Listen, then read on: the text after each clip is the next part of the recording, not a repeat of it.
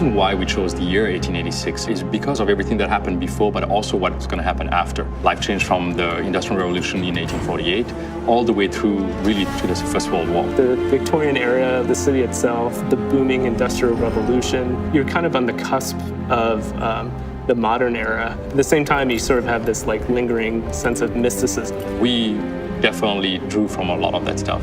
I remember being enamored with the whole idea of Camelot and the Knights of the Round Table. Something that was not religious, but really, about humanity. If you look at the Arthurian legend, there's some of them that go back to pre-Roman, Celtic, and we wanted to get that kind of Celtic lineage back into the oldest part of the order. It's so rich with the lore, with those interaction and people, these noble knights basically protecting humanity. And it was like, well, if we could meld a story like that, if we build those people, if we build something that is slightly outside the bounds of reality, can we make it real enough? We want that kind of double take where it feels like the 1886 that was, but then kind of out of the corner of your eye, it's like, well, there's certain things where we deliberately kind of deviate from history just to have that balance between getting that first read of believability and sort of the second read of, wow, that's kind of cool and different. We tried to echo a lot of things that were true of the time. We didn't want to recreate history, we wanted to twist it. We just poured over kind of the history of the era,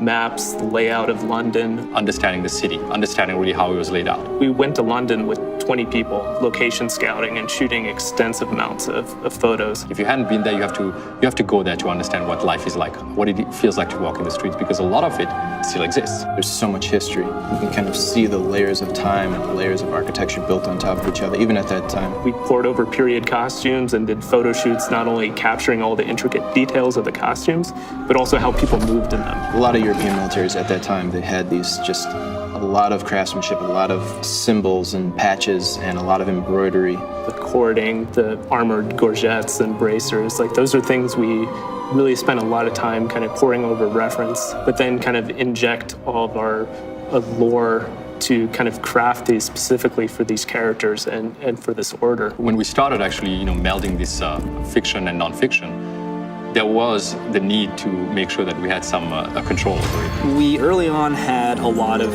elements that were kind of more fantastic. It was very tempting and very easy early on to go like, if we're gonna do alternate history, let's alter the world a lot. The risk of approaching a game like this and bringing that balance between fiction and nonfiction, once you've basically, broken that suspension of disbelief, there is no, buying it back from the player. It kind of undermined the reality and the believability of the situations and the characters, and then it was kind of like all bets are off. We didn't want everything to be kind of pushed into alternate history. So more often than not, modes of transportation is the same, like horse-drawn carriages. But then there's technologies like airships that they did exist in that era, but we kind of pushed them ahead in the time frame. We brought in things that were potentially, 2-3 decades ahead of its time, brought them back into the 1886 era.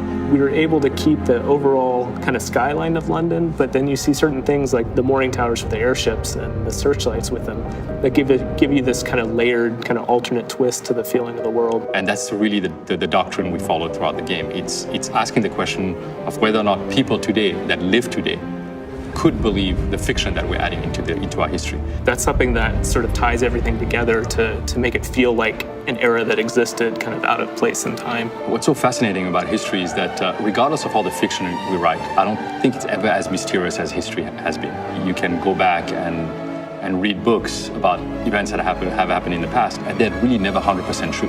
There's always something that actually is slightly off. That gave us so much ammunition basically to build this IP and building a narrative and making this game feel like you're actually living through it. We wanted people to understand how it was to live in that world and to experience the differences in our history firsthand through the eyes of somebody who has seen that history as well.